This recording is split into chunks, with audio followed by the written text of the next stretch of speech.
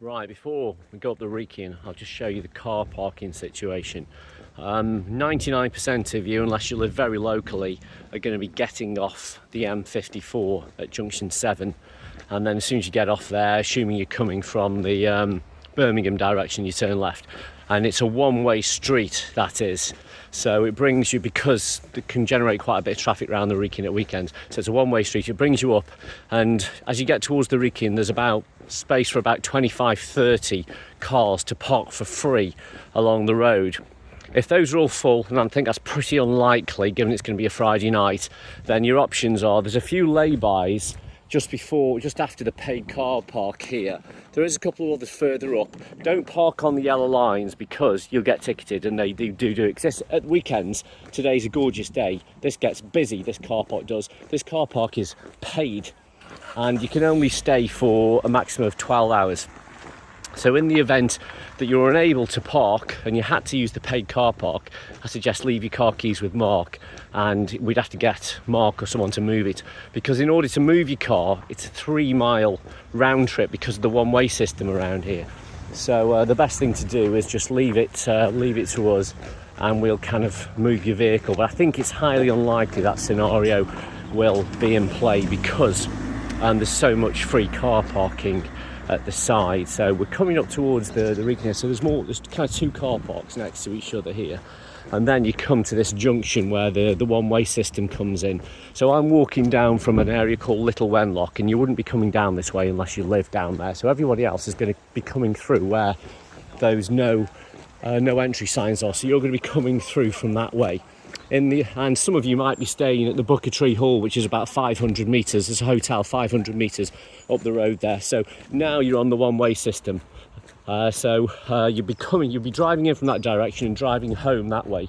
There are, as you can see, a few more, 4 or 5 more free car parking spaces up that road. So if all these are full, all kind of 25-30 of these are full, then you could try turning left and going down there, but if there's none there, you'll have to go on a 3-mile round trip to get right the way back down.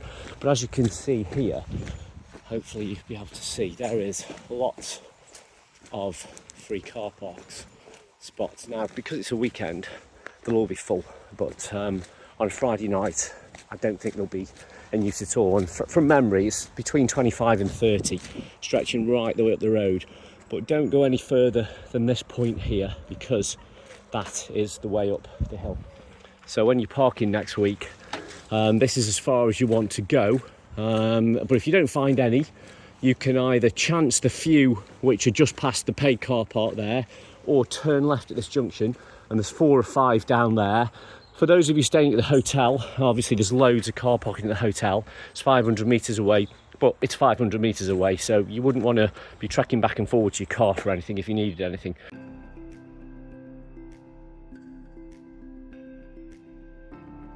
Right, so this is the ascent of the Wrekin direction. So this is where you would actually start, I think where Mark's starting the race from.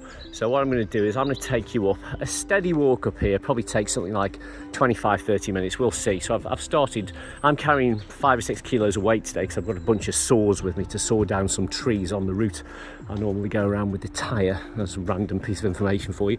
Anyway, so it's going to take me slightly longer than normal. I'm not going to run up it by any stretch of the imagination, I'm going to walk, but I'm going to show you the right lines. So we're starting 30 seconds into the video here, and I'll show you the best lines to take up. At the bottom here, it's pretty straightforward, so largely speaking, it's just a steady trawl up.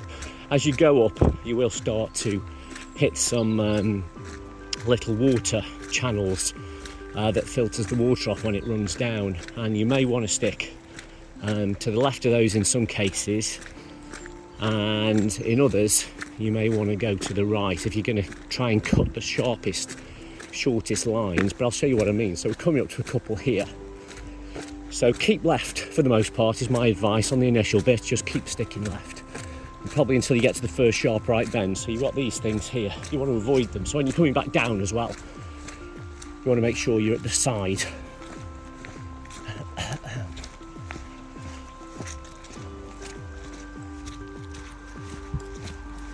I'm not going to give you a complete running commentary for 25 minutes because you'll get bored. Obviously you can fast forward this as well, but hopefully you'll see the lines.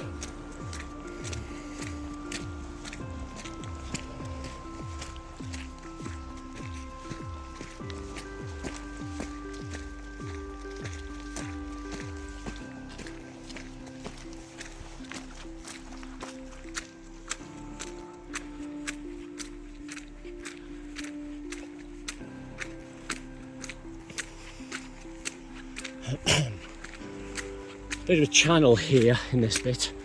Might as well just stick in the middle, I think, or go hard left.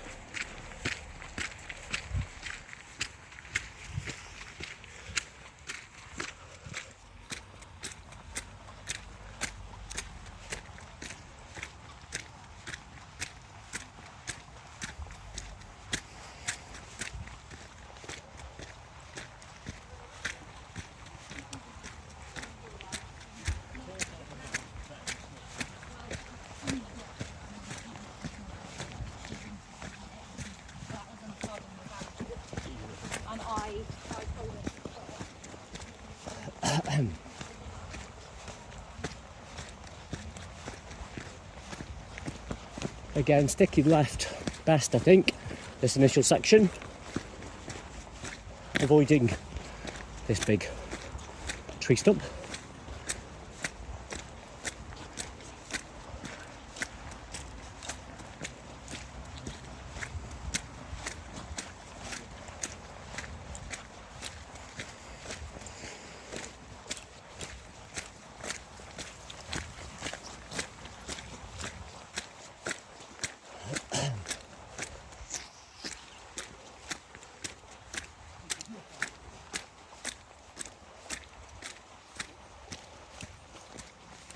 See, it's fairly rocky in places, so be careful.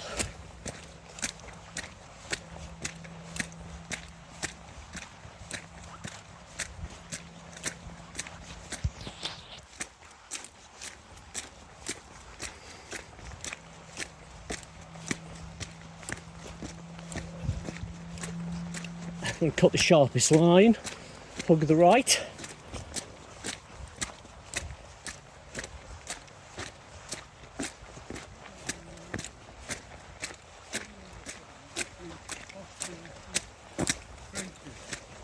There's someone coming down at 80 knots. It all lights up. Yeah.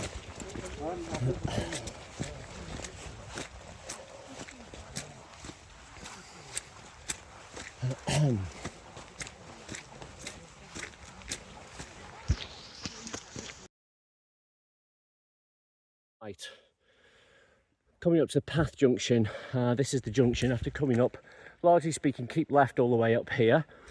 After I don't know, 400 or 500 meters, you come to the path junction where you've got to keep to the right. So do make sure you go right at this point in time.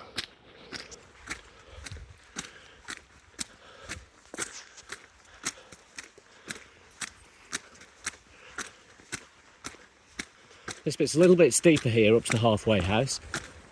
Only for about, probably, I don't know, 80 meters or something. But certainly it's one of the steeper gradients on the whole hill.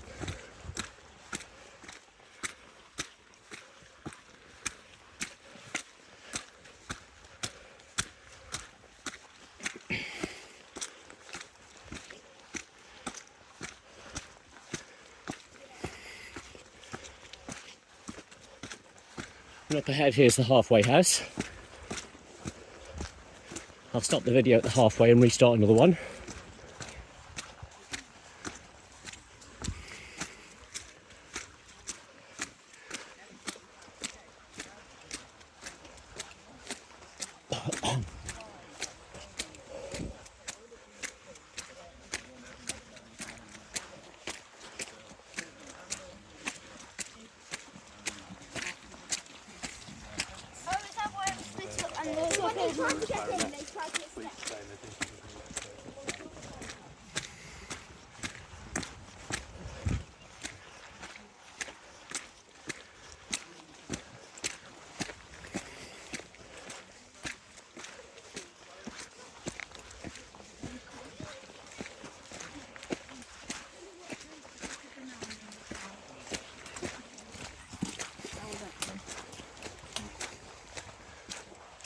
Okay, this is to halfway. I'll carry on recording just to show you around. First of all, toilets are over there. The room you're going to be in is this one over here.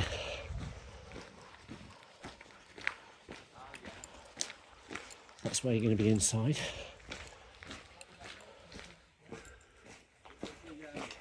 There's a cafe up here and a load of outdoor tables. An amazing view. There we go. Little gardens. 1, 2, 3, 4, half a dozen little tables. And then we'll go back up. There is a little bit of mobile signal here. It's not super strong. It's better towards the top of the hill. Chances are I'll bring a Starlink or something, so hop on the Wi-Fi if you need to. But anyway, the cafe will be open on weekends. I think it's open from like 10 till 4 or something like that on Saturday and Sundays. So plenty of tea, coffee, snacks, cakes. It isn't that cheap though, it's very expensive, so just be warned. And again, toilets, portaloos, which are open to the public and get pretty gnarly, are over there. There's 2 of them. Right, so this is the ascent from the halfway house. You've just come up that path. Probably takes about, I don't know, I'm guessing about 8 or 9 minutes or something to get there. I didn't time it, and that's walking speed. And then from here, you go up. Now you will see a lot of people cut left at this point in time and head up through this kind of bit of a shortcut, but it's not the race route, and there's loads of tree roots. It's much steeper and lots of trip hazards, so you'll do yourself a favour because largely speaking it's flat for about 50-80 metres here, so you actually get a chance to get your breath back rather than just heading straight up a steep part, because that shortcut is a shortcut, but it's also steeper as a result of being a shortcut. So you've got 80 metres here to recover a bit. And that's the same story going up the Wrekin. There are several full summits. There's another one called Hell's Gate, another one called Heaven's Gate, and then the top is flat. Again, when you get to the top here, it's pretty obvious. Although there are footpaths going down there, they're not very obvious. The main route does just swing, and obviously you're going uphill, not down. So this bit is a little bit rocky. I tend to say stick to the sides again, right or left, take your pick. Doesn't make much difference. It starts to get steep in a minute, and you get some respite after the steep bit. So it's a couple 100 metres. It's definitely, steep. Whilst it's possible to run up it, I used to, I would suggest everybody, and I'm sure after one ascent, if not on the first, you'll walk this section and you'll run the flat bits.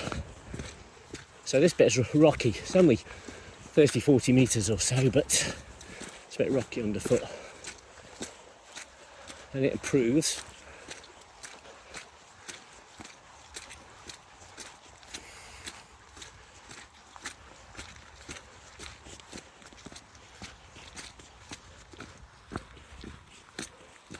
Another running coming down the hill.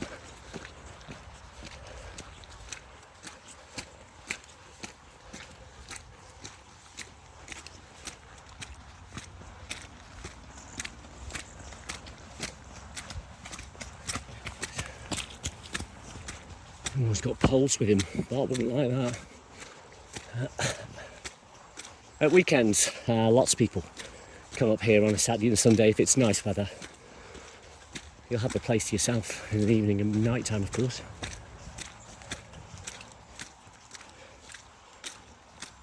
So the rock's pretty much gone here. Easy ground, take your pick. Nice wide path, drive a car up here literally. Not allowed to, but it's possible.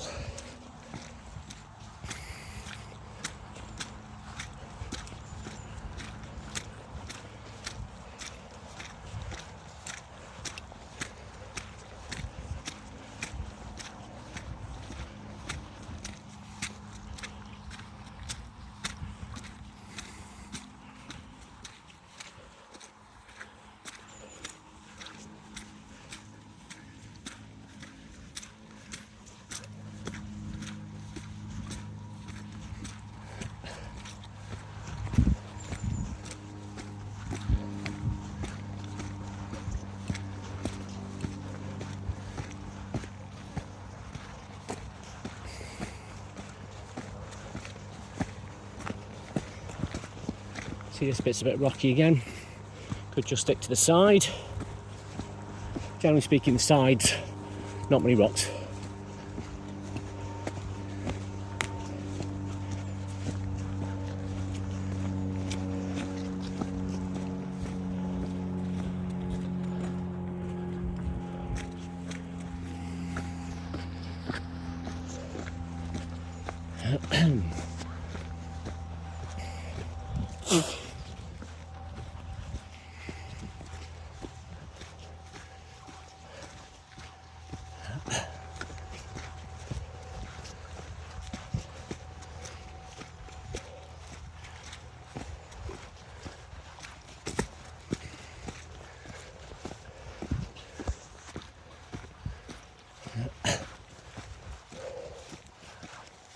Right, path gets super wide here.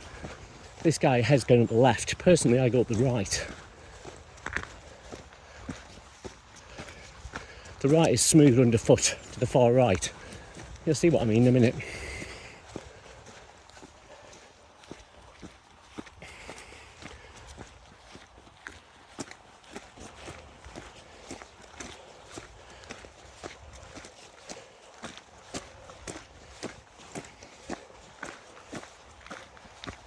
So the path over there, pretty rocky, whereas here, much smoother on the right side.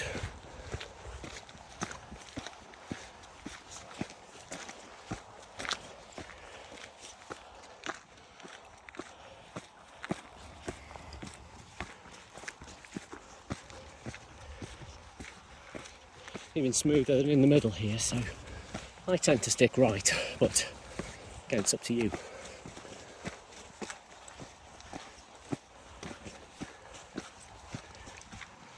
I sometimes come down that way, but going up, I think right's best.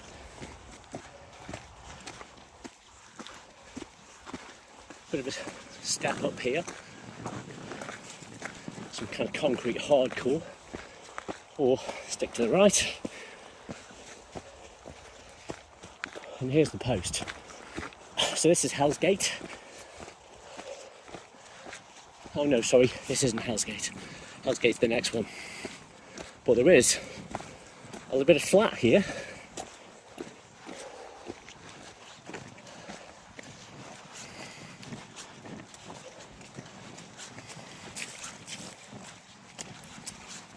To say it's flat, it's actually downhill.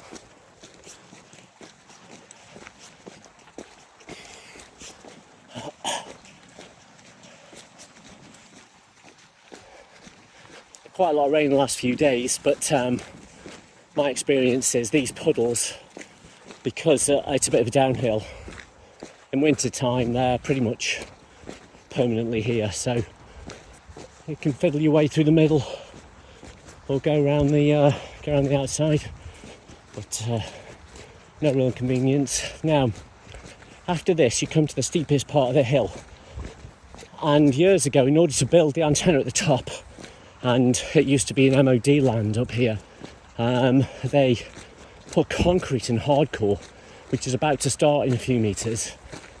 There is a little snick off to the left here that takes you through, but you have to duck under a few branches, but that's doable if you want to completely avoid all of the hardcore, which is starting now. Now again, realistically, going up it's not too bad.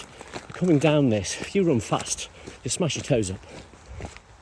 So I suggest that other than, unless you use the little snick there, other than the first 30-40 metres where you're on this hardcore, albeit you could go there, in a second you're about to emerge, there's a mud path to the left of the concrete, which is what I go up and down on. That starts right here.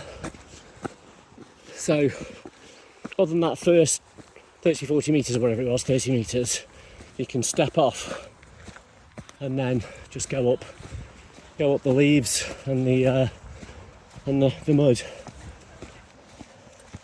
Certainly come down this way, don't run down that.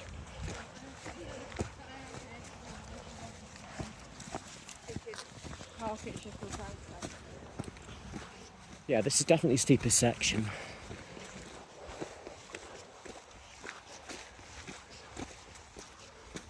You can see here it's all avoidable, the hardcore is, just by keeping left.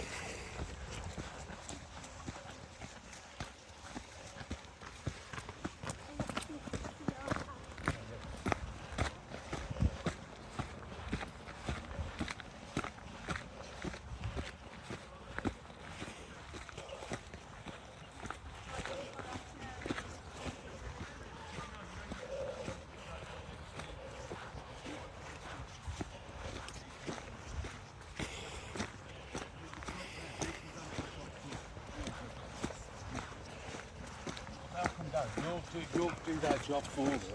They won't do their job.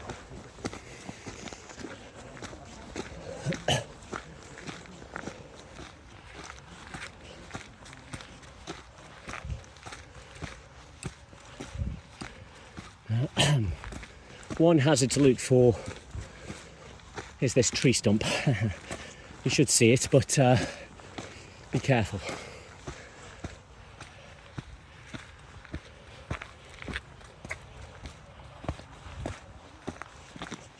And this mud path runs out about 20 metres short of Hell's Gate, which is ahead. That's Hell's Gate, that full summit.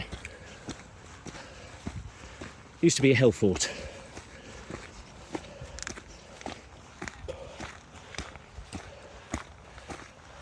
Oh, here the path, mud path runs out.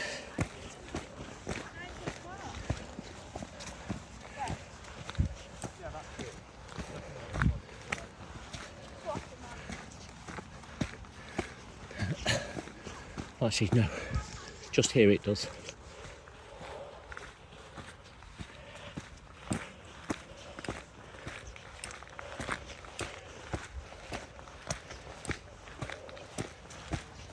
And you're on the hardcore here. Not avoidable. Only for 10 metres.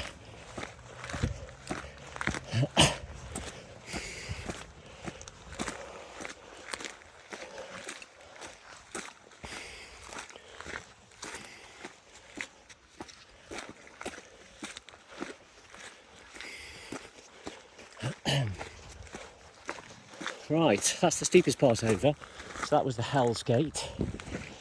Now, at the top of Hell's Gate, keep right, as though you're heading to go underneath the canopy of the trees, but you're not going into them, because the path narrows from the left.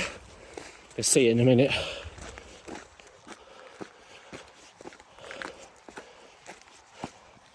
Sometimes it's possible to go left, but in a bit more rain that tends to be muddy, so sticking to the right is better. Again, a little bit of respite here, a bit flat.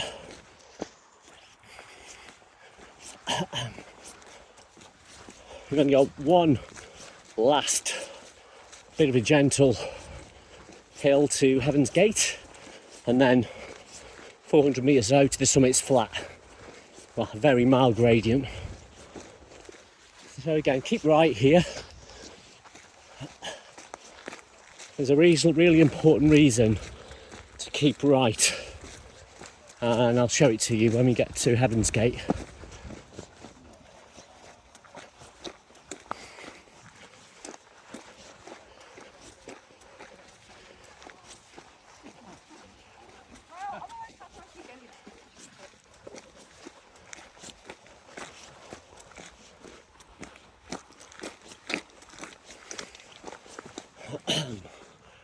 Right, Heaven's Gate's ahead. Very distinctive, two big lumps with a path in the middle. Very steep, the two lumps are. Definitely avoid those. And the path in the middle is really rocky. Avoid it. So the secret snick that not everyone knows about. A few people use it, but most people just go straight over the rocks for some reason. There's a snick just to the right of the right lump on the way up. It's not this one, which is the way to the antenna. It's not the big wide one, it's a thin one. It's literally at the bottom of the right lump here. You can see here, it's starting to get really rocky, and straight through the centre path there. It's really gnarly underfoot. Whilst going up it, it's doable. Going down it, don't do it. So just snick to the right here. It's still a bit of rock, but it's nowhere near as bad as the other. Come down this way as well.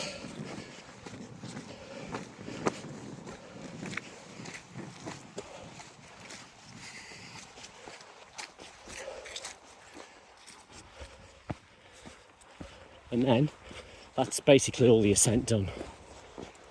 Other than a few metres, gradual gradient. It's flat here. Now's your time. Get your jog on.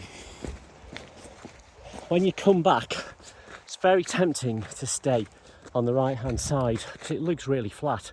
Problem is, when you go over the right side of that bump, it's really steep. So don't do it. It's worth the extra effort just to stick to the right hand side going up past this bit, which is, it's nice ground as well, and that's a bit rocky there. So once you've tagged the summit, when you come back down, hug the left side because it's a better line. There's a great big old antenna. It's a big red light on it. Looks like the eye of Sauron at night. Oh, the Christmas tree's up again. People leave little notes and things and decorate the tree and bring a bauble up. So if you're feeling festive, by all means bring a bauble for the tree. Other than that, just stick broadly to the right, just out of the rocks, and then that's the summit ahead. There's a top scope, and there's a trig point now.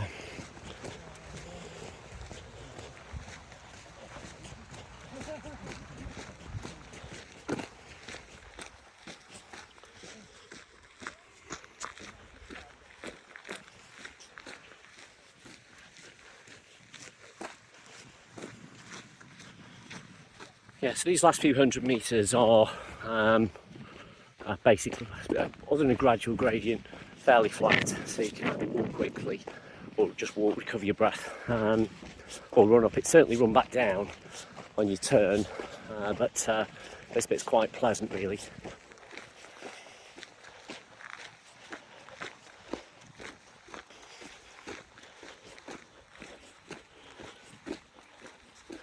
Now I don't know where Matt's planning on putting the summit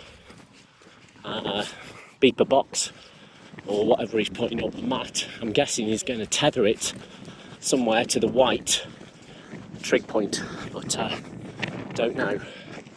Amazing views here from the top, all over Shropshire and Wales.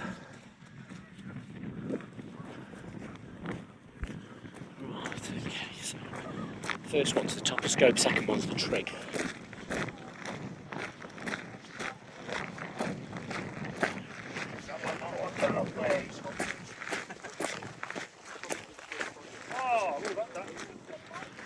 There we go. Okay, so I think that was about 25-26 minutes, and I haven't rushed, but that's a fairly steady walk.